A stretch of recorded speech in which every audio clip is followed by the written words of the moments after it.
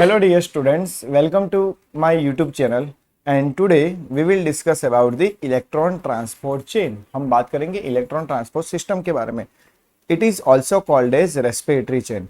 Electron transport chain को हम क्या बोलते हैं? रेस्पिरेटरी चेन बोलते हैं. Why it is called respiratory chain? Because 70% of oxygen consumed by the cell it is utilized by electron transport chain और वो हमको क्या बना के देती है? ATP बना के देती है. This is called adenine triphosphate. Clear? तो फाइनली आपने ग्लाइकोलिसिस सीखा, क्रेब्स साइकिल सीखा, सब कुछ सीखा. फाइनली हमारा एम क्या होना चाहिए? एटीपी ज्यादा से ज्यादा मिलना चाहिए. ये हमारा मेन एम है. क्लियर? हम बात करते हैं इलेक्ट्रॉन ट्रांसपोर्ट चेन को. इसको ईटीसी भी बोलते हैं और इसको मैं बोलूंगा रेस्पिरेटरी चेन. क्लियर है? Because more than 70% of oxygen consume by the electron transport chain और मैं उसको बोलूंगा एटीपी एडिनोसाइन ट्राइफॉस्फेट. फाइनली कोई भी NADH2 होगा और FADH2 होगा उसको डेफिनेटली पास होना पड़ेगा इलेक्ट्रॉन ट्रांसपोर्ट सिस्टम के अंदर. इतना क्लियर है? हम बात करेंगे कहां पर होता है तो आप बोलोगे it is transfer into the inner mitochondrial membrane. Say for example आपको बताता हूं, ये हमारा मिटोकॉन्ड्रिया है. मिटोकॉन्ड्रिया मैं जब ड्रॉ करूंगा, mitochondria is responsible for anaerobic respiration. Clear? मैं बताता हूं. तो यहाँ पे 5 कॉम्प्लेक्स अटैच होते हैं. क्लियर?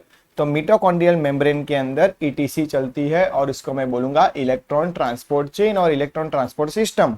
अब मैं बोलूंगा लोकेशन है हमारा इनर मिटोकॉन्ड्रियल मेम्ब्रेन. लोकेशन क्या है? Inner mitochondrial membrane. हम बात करता हूं, ये हमारा मिटोकॉन्ड्रिया. ध्यान से देखो, तो यहाँ पे 5 कॉम्प्लेक्स अटैच होते हैं. Clear? In folding like structure mitochondria के अंदर इसीलिए दिया क्योंकि ज्यादा से ज्यादा क्लियर सरफेस एरिया इंक्रीज हो सके. ये आपको क्लियर है? मैं बात करता हूं, ध्यान से देखना. हम बात करते हैं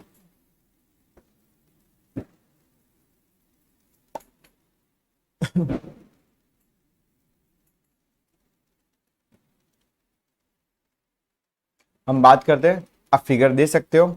मान के चले कोई भी सेल है, ये हमने एक हाइपोथेटिकल मॉडल बनाया, रेक्टेंगुलर लाइक सेल. सेल के अंदर रिमेनिंग पार्ट क्या होता है? साइटोसोल होता है और उसको मैं बोलूंगा साइटोप्लाज्म. साइटोप्लाज्म के अंदर कौन सी साइकिल चलती है? ग्लाइकोलिसिस चलती है. ग्लाइकोलिसिस कहाँ पर रन होती है? टीसीए में. और क्रेब्स साइकिल के अंदर रन होती है टीसीए के अंदर. जितने भी NADH2 FADH2 बन रहे वो सब कुछ कहाँ पर रन होंगे? इलेक्ट्रॉन ट्रांसपोर्ट चेन के अंदर. कहाँ पर रन होंगे? इलेक्ट्रॉन ट्रांसपोर्ट चेन के अंदर. और फाइनली हमको इलेक्ट्रॉन ट्रांसपोर्ट चेन हमको एटीपी बना के देता है. स्टूडेंट इतना क्लियर है? मिटोकॉन्ड्रिया के अंदर जो रिमेनिंग पार्ट है उसको मैं बोलूंगा मैट्रिक्स. क्या बोलूंगा? मैट्रिक्स. क्लियर? तो आपको याद रखना है मैट्रिक्स के अंदर आपको क्या मिलता है? टीसीए मिलता है और इनर मेम्ब्रेन के अंदर आपको ईटीएस रन होने को नजर में आ रही है. हम बात करेंगे this is for aerobic respiration. समझ में आ रहा है कि नहीं आ रहा है? हम बात करते हैं आगे. ध्यान से देखना. देखो 5 कॉम्प्लेक्स मैंने बताया. कौन कौन से? 5 enzymatic complex which are participated in ETC और ईटीएस प्रोसेस. फर्स्ट कॉम्प्लेक्स देखो बच्चा, जब भी आप एग्जाम के अंदर लिखते हो तो आपको ऑलवेज रोमन यूनिट के अंदर लिखना है. क्लियर? तो फर्स्ट एंजाइम का नाम है NADH डिहाइड्रोजिनेस. सेकंड एंजाइम का नाम है, कॉम्प्लेक्स का नाम है सक्सिनेट डिहाइड्रोजिनेस. जैसे ही बच्चा सक्सिनेट वर्ड आता है तो आपको समझ में आ गया कि सर बात करते हैं टीसीए के अंदर succinic acid convert into the fumaric acid by which enzyme? Succinic dehydrogenase. तो सर इतनी सारी साइकिल के अंदर हमने एक ही एंजाइम क्यों लिया? वो आप बोलोगे एक ही एंजाइम लेने का रीजन था वो बच्चा मार्कर एंजाइम है, यूनिक एंजाइम है. All enzymes are present in the matrix except one. Which one? Succinate dehydrogenase. It is located in, otherwise it is embedded in mitochondrial inner membrane. समझ में आ रहा है कि नहीं आ रहा है? मैं बात करता हूं तीसरे कॉम्प्लेक्स का नाम है यूबिक्विनोन.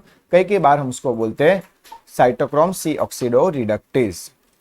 कॉम्प्लेक्स नंबर 4 की बात करते हैं. कॉम्प्लेक्स नंबर 4 का नाम है cytochrome C oxidase. Clear? And last complex 5 है, it is called as ATP synthase.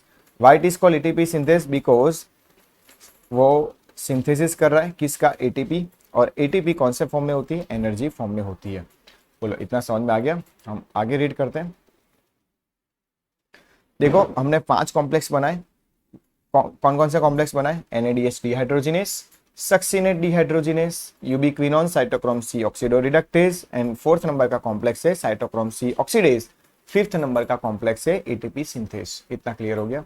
हम बात करते हैं 1 to 4 नंबर का जितने भी कॉम्प्लेक्स है बच्चा, हम बात करते हैं 1 to 4 नंबर का कॉम्प्लेक्स ही वो इलेक्ट्रॉन ट्रांसपोर्ट सिस्टम के अंदर पार्टिसिपेट कर रहा है, बट 5 नंबर का कॉम्प्लेक्स है वो ऑक्सीडेटिव फॉस्फोराइलेशन प्रोसेस के अंदर पार्टिसिपेट कर रहा है। Now it is called as chemiosmotic hypothesis. हमने क्या बोला? केमी ऑस्मोटिक हाइपोथेसिस। रेडी है इतना? 1 to 4 नंबर का कॉम्प्लेक्स इलेक्ट्रॉन ट्रांसपोर्ट चेन है और फिफ्थ नंबर का कॉम्प्लेक्स ऑक्सीडेटिव फॉस्फोराइलेशन प्रोसेस है। जब भी आप एनसीईआरटी का टाइटल देखोगे तो उन लोगों ने लिखा electron transport chain and oxidative phosphorylation process. समझ में आ रहा है? हम बात करेंगे कि ईटीएस के अंदर जितने भी बच्चा कैरियर प्रोटीन है एक दूसरे के साथ कनेक्टेड है। कैसे कनेक्टेड है? तो थ्रू द इलेक्ट्रॉन कैरियर और it is called as mobile carrier. कौन कौन से मोबाइल कैरियर है? एफएमएन है, flavin mononucleotide, COQ, coenzyme Q, और it is called as ubiquinone Q। हम बात करते हैं FeS, फेरिक सल्फेट कंपाउंड। कोई कोई कॉम्प्लेक्स कॉपर कंटेनिंग है। All complex are made up of ferric sulphate but except one. Which one? Complex 4। ये copper containing compound है। क्लियर? अब बात करता हूं, ध्यान से देखना। BC1C वो फेरिक कंटेनिंग प्रोटीन है, बट A और A3 के अंदर कॉपर कंटेनिंग आयन है।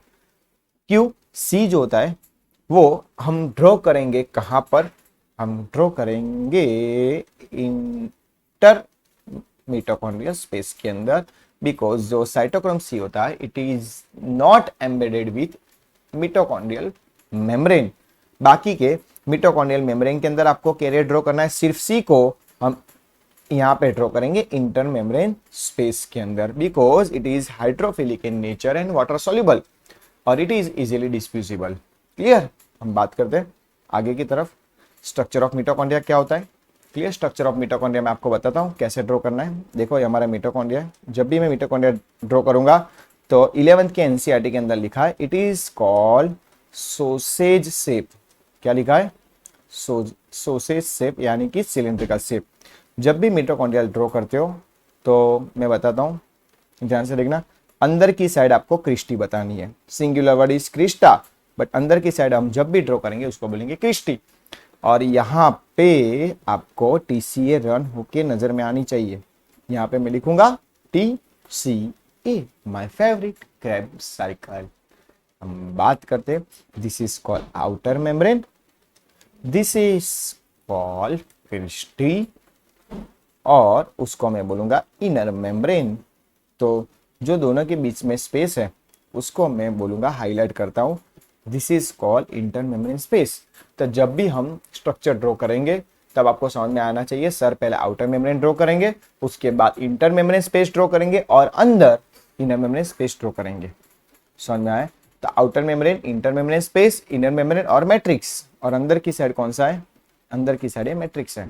तो मैं यहाँ से साइकिल ड्रॉ करूंगा, पहले इंटर मेम्ब्रेन स्पेस ड्रॉ करूंगा, उसके बाद इनर मेम्ब्रेन ड्रॉ करूंगा, inter membrane space, inner membrane और मैट्रिक्स। समझ में आ रहा है कि नहीं आ रहा है? चलो हम आगे रीड कर लेते हैं, ध्यान से देखना। देखो अब मैंने बोला था कि जब भी मैं स्ट्रक्चर ड्रॉ करूंगा तो कैसे ड्रॉ करूंगा? This is called inner membrane.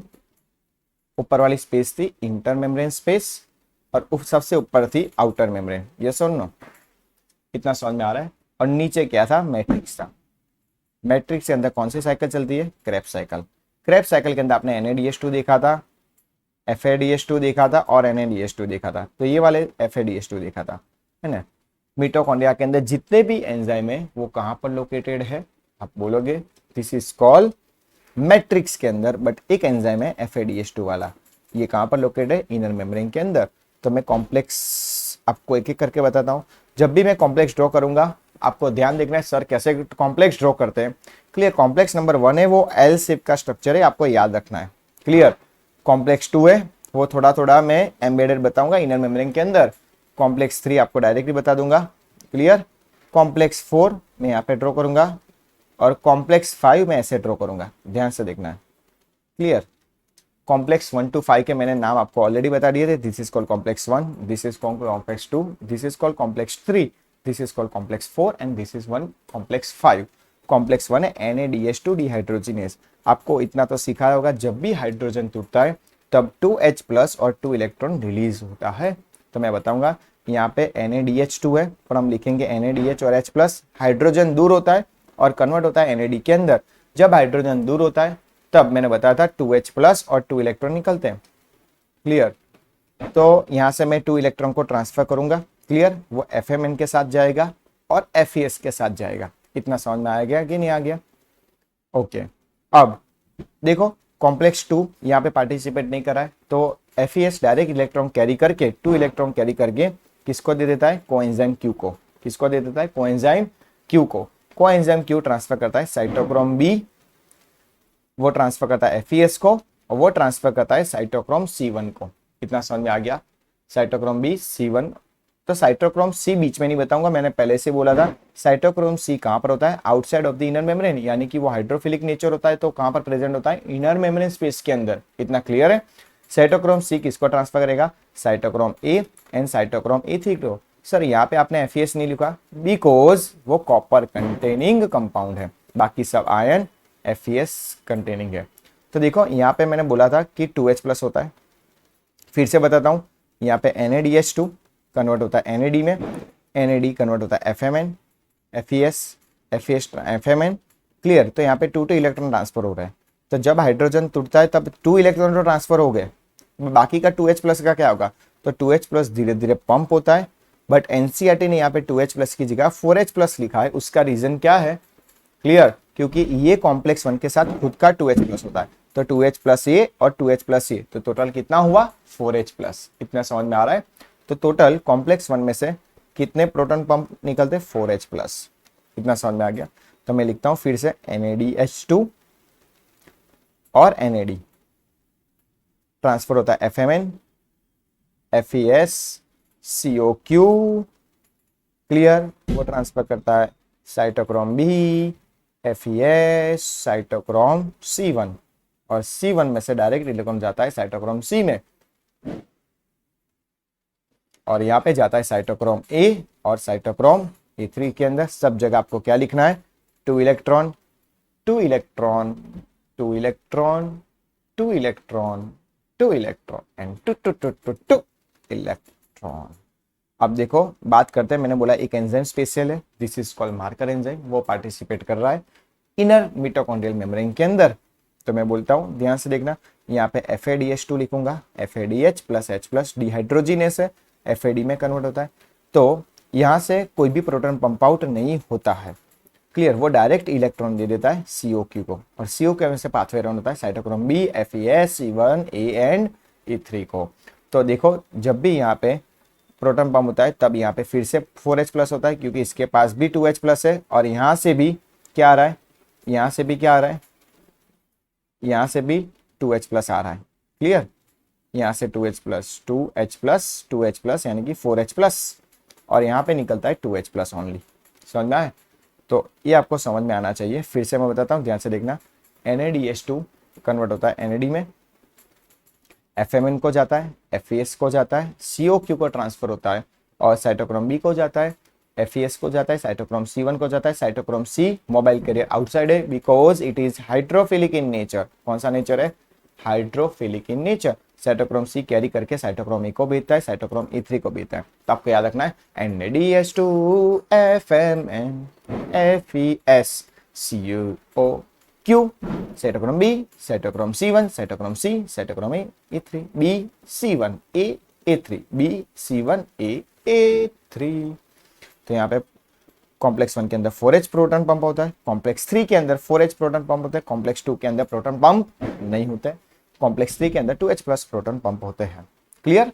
तो टोटल अगर पाथवे NaDH2 से रन होता है तो कॉम्प्लेक्स 1 में जाएगा, 3 में जाएगा एंड 4 में जाता है। क्लियर है? तो जैसे जैसे कॉम्प्लेक्स अरेंज, कैसे ऑर्डर में अरेंज है? Increase the redox potential. किसके थ्रू अरेंज है? Increase the redox potential. Complex 1 highly negatively charge है, कॉम्प्लेक्स 4 पॉजिटिवली चार्ज है। So low redox potential to low redox potential को बोलूंगा इलेक्ट्रॉन डोनर और हाई रेडक्शन पोटेंशियल को बोलूंगा इलेक्ट्रॉन एक्सेप्टर। हम बात करते हैं अगर कॉम्प्लेक्स 1, 3 एंड 4 अगर पाथवे NaDH2 से चल रहा है तो कॉम्प्लेक्स 1, 3 एंड 4 रन होता है। समझ में आ रहा है? मैं बोलूंगा 4H plus 4H plus 2H plus. अगर 4H plus is equal to 1 ATP है तो 4H1 is equal to 1 ATP, तो 2H plus is equal to, अगर 4H is equal to 1 ATP then 2H plus is equal to कितने ATP, तो 0.5। तो approximately value कितनी हुई 2.5। तो हम नियरली बाय थियोरेटिकली ले लेते हैं 3 ATP। कॉम्प्लेक्स अगर FADH2 से स्टार्ट हो रहा है तो देखो कॉम्प्लेक्स 2 के अंदर से कोई प्रोटीन नहीं होता है, that's why it's called 0। Complex 2 आगे जाके कॉम्प्लेक्स 3 में तो जाता ही है, तो complex 3 always 4H plus proton pump out करता है दोनों NaDH2 और FADH2 पाथवे में से। अगर मैं बात करता हूँ कॉम्प्लेक्स 3 में से आगे जाता है कॉम्प्लेक्स 4 के अंदर, क्लियर, तो वहां पर 2H प्लस प्रोटॉन पंप होता है, तो वहां पर 4H plus is equal to 1 ATP then 2H plus equal to 0.8 ATP। तो नियर बाय वैल्यू कितनी आई 1.5 और इट्स इक्वल टू 2 ATP। तो इसीलिए तो बार बार मैंने बोला था 1 NaDH2 is equal to 3 ATP and 1 FADH2 is equal to 2 ATP। समझ में आ रहा है? ओके ओके, क्वेश्चन क्या है? Where is the proton accumulate? I will wait for 5 to 10 second, let me know in the comment section. Where is proton accumulate?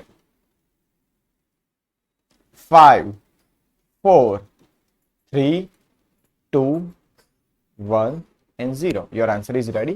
Yes, ready. Where is proton accumulate? Proton accumulate in intermembrane space, क्योंकि 4H plus बाहर निकल रहे थे वो भी intermembrane space, 4H plus भी बाहर निकल रहे थे वो भी, 2H प्लस भी बाहर निकल रहे, सब कुछ कहां पर लोकेटेड होता है? इंटरमेम्ब्रेन स्पेस के अंदर। If ETC start with NaDH2 then how many proton pump out? This is your question. Let me know in the comment section.